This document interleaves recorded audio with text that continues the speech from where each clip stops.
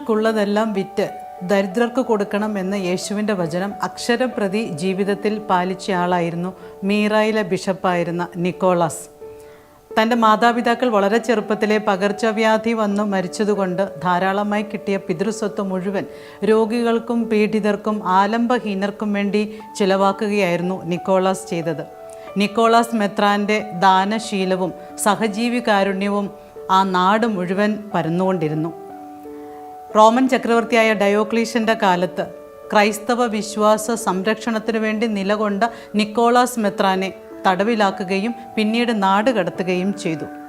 സാന്താക്ലോസായി മാറിയ നിക്കോളാസ് മെത്രാൻ്റെ ജീവിതത്തെക്കുറിച്ചുള്ള ഐതിഹ്യ കഥകളിൽ ഒന്ന് ഇപ്രകാരമാണ്. അക്കാലത്ത് വളരെ ദരിദ്രനായ ഒരു മനുഷ്യനുണ്ടായിരുന്നു. അയാൾക്ക് 3 പെൺമക്കളായിരുന്നു. പെൺമക്കളെയൊക്കെ വിവാഹം ചെയ്തയക്കണമെങ്കിൽ മൂല്യമുള്ളത് എന്തെങ്കിലുമൊക്കെ സ്ത്രീധനമായി നൽകുക എന്നൊരു രീതിയും അവിടെ നടപ്പുണ്ടായിരുന്നു. തനിക്കതിന് നിവൃത്തിയില്ലാത്തതുകൊണ്ട് തൻ്റെ പെൺമക്കളെ അടിമകളായി വിറ്റാലോ എന്ന ആ പിതാവ് വേദനയോടെ ചിന്തിക്കുന്ന അവസരത്തിലാണ് ഇവരെക്കുറിച്ച് നിക്കോളാസ് മെത്രാൻ അറിയുന്നത്. മെത്രാനാവട്ടെ 3 പണക്കിഴികളിലായി സ്വർണ്ണ നാണയങ്ങൾ സ്വരൂപിച്ച് ഈ പാവപ്പെട്ടവരുടെ വീടിൻ്റെ ചിമ്മിനിയിലൂടെ ഇട്ടുകൊടുക്കുകയാണ്. 3 വ്യത്യസ്ത അവസരങ്ങളിലാണ് ഇടുന്നത്.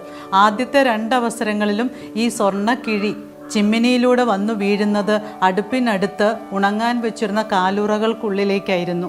ഇതാരാണിത് നിക്ഷേപിക്കുന്നതെന്നറിയാതെ ആ കുടുംബം ആശങ്കപ്പെട്ടു. പക്ഷേ 3ാമത്തെ തവണ ഇത് നിക്ഷേപിക്കുന്നയാളെ അവർ കണ്ടുപിടിക്കുക തന്നെ ചെയ്തു. അത് മീറായിലെ ബിഷപ്പായിരുന്ന നിക്കോളാസ് മെത്രാനായിരുന്നു. നിക്കോളാസ് അവരോട് തൻ്റെ പേര് ഒരു കാരണവശാലും പരസ്യപ്പെടുത്തരുതെന്ന് അഭ്യർത്ഥിക്കുകയാണ്. അതായത് തൻ്റെ ദാനധർമ്മങ്ങളെക്കുറിച്ച് മറ്റുള്ളവർ അറിയണമെന്ന് അദ്ദേഹം അല്പം പോലും ആഗ്രഹിച്ചിരുന്നില്ലത്രേ. തൻ്റെ ജീവിതം പോലും മറന്ന് ആവശ്യക്കാരെ കണ്ടെത്തുകയും തനിക്കുള്ളത് വിറ്റ് അവരെ രഹസ്യമായി സഹായിക്കുകയും ചെയ്യുന്ന നിക്കോളാസ് മെത്രാൻ പിന്നീട് വിശുദ്ധനായി മാറുകയാണ്.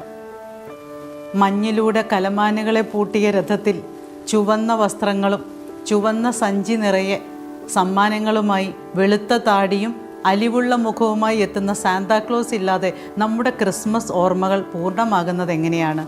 സെൻറ്റ് നിക്കോളാസ് എന്ന സാന്താക്ലോസിനെ ക്രിസ്മസിന് മോടി കൂട്ടാനുള്ള മറ്റൊരലങ്കാരമായി മാത്രം മാറ്റി നിർത്തരുത്.